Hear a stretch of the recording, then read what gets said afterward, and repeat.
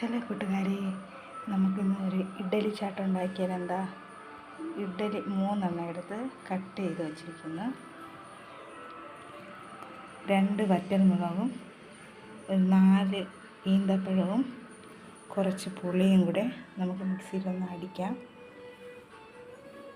കുറച്ച് ഉള്ളി, കുറച്ച് മല്ലിയില. അതുണ്ടാക്കാൻ ആവശ്യമായത് വറ്റൽമുളകും ഈന്തപ്പഴവും ശകലം പുളിയും കൂടെ നമുക്കൊന്ന് അരയ്ക്കാം.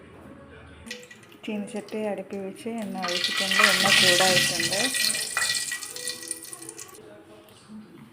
കട്ട് ചെയ്ത ഇഡ്ഡലി നമുക്ക് വേറെ ഫ്രൈ ചെയ്തെടുക്കാം.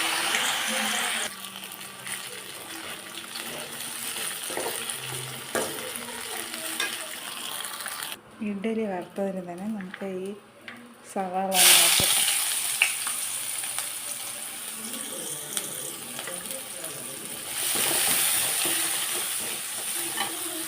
ഇപ്പോൾ ഉപ്പും കൂടി ഇട്ടെടുക്കാം.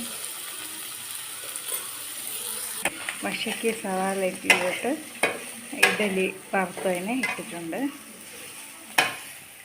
ഇനി നമുക്ക് ഡേറ്റ്സും പുളിയും വറ്റൽമുളകും അരച്ചതും കൂടെ ചേർത്ത് ഒന്ന് വശക്കിയെടുക്കാം. മല്ലിയിലയും കൂടെ തൂക്കി കൊടുക്കാം.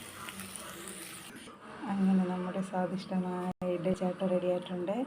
ഇഡ്ഡലി മിച്ചമെല്ലാം ഉണ്ടാക്കാൻ പറ്റിയൊരു നല്ലൊരു ഡിഷാണ്. കുട്ടികൾക്ക് 4 മണി പലഹാരമായി കൊടുക്കാം. എല്ലാവരും ഉണ്ടാക്കി നോക്കണം കേട്ടോ. അടുത്തൊരു ഡിഷുമായി പിന്നെ കാണാം.